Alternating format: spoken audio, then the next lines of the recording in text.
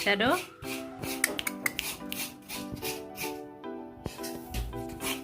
আসসালামু আলাইকুম। আপনারা ভালো আছেন জানি, আল্লাহ ভালো রাখুক সবাই। আমিও ভালো আছি। আজকে আমি ভাপা পিঠা বানাবো। 1.5 কেজি মতো আমি আটা নিয়েছি আর পরিমাণ মতো লবণ দিয়ে দিলাম। এখন যেহেতু এগুলো শুকনো আটা দোকানের, আমি আজকে ঘরে বানাই নাই, আটাটা কিনে নিছি। এখন আমি পানি দিয়ে অনেকক্ষণ একটু রাখবো মাখায়,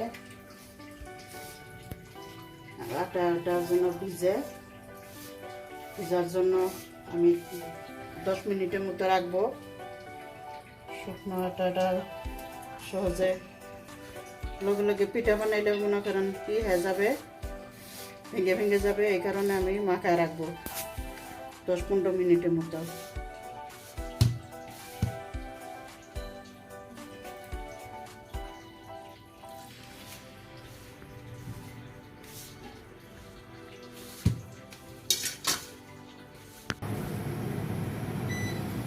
হ্যালো, আমি এখন আটাগুলো চেলে নিব পিঠাটা বানানোর জন্য।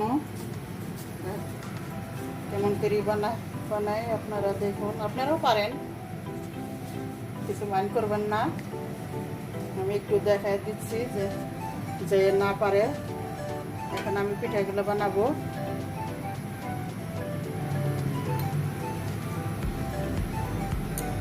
দেখুন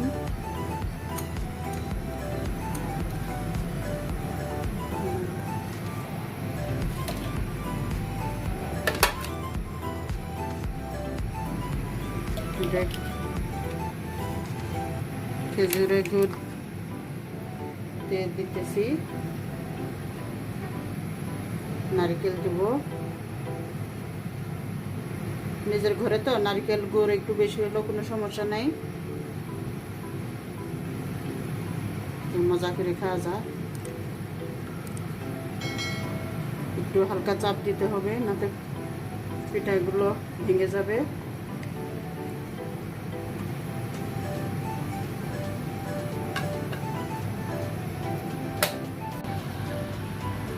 আমি পিঠাটা দিয়ে দিতেছি, আপনারা দেখুন। বাবা পিঠাটা একটু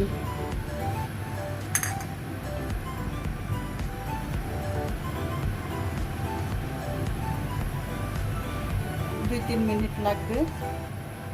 আমরা ভাপা পিঠা বানাচ্ছি এখন। তো ফার্স্টে তো তোমাদেরকে দেখাইলাম, এটা সেকেন্ডটা বানাচ্ছি। আটা দিয়ে নিয়েছি, তো একদম ভালোভাবে এটাকে বসাতে হবে। আর নারকেল দিয়ে দিচ্ছি, গুড় দিব,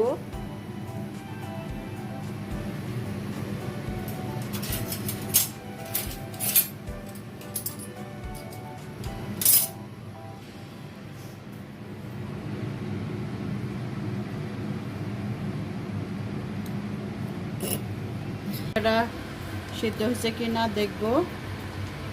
হ্যাঁ, হয়ে গেছে। এখন তুলে নেব।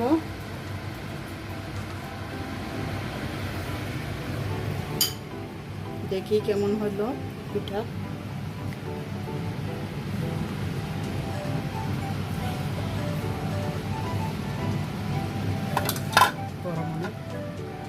দেখুন পিঠা দিয়ে দিয়েছি। এখন আরেকটু উপরে নারকেল দিয়ে নিব, আর উপরে আটা দিয়ে ঢেকে রাখবো।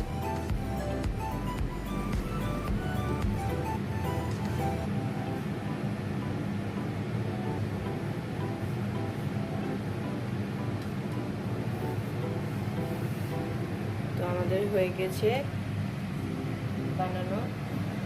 ভিউয়ার্স, আমাদের পিঠা বানানো হয়ে গেছে, ভাপা পিঠা। তো আমরা বক্স শেপে বানিয়েছি, তারপর গোল শেপে। আর এই যে পিঠার মাঝখানে এরকম হয়েছে। দাদু, কেমন হয়েছে খেতে? ভালো হয়েছে, মজা হয়েছে। আপনারাও এগুলি বানায় খাবেন, এগুলি বানায় খাবেন।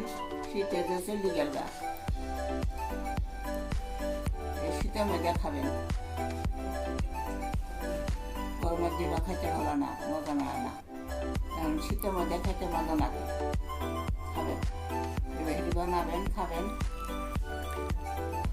আল্লাহ হাফেজ। আমাদের চ্যানেলের সাথে থাকবেন, আমাকে সহযোগিতা করবেন, আল্লাহ পাশে থাকবেন। আল্লাহ হাফেজ।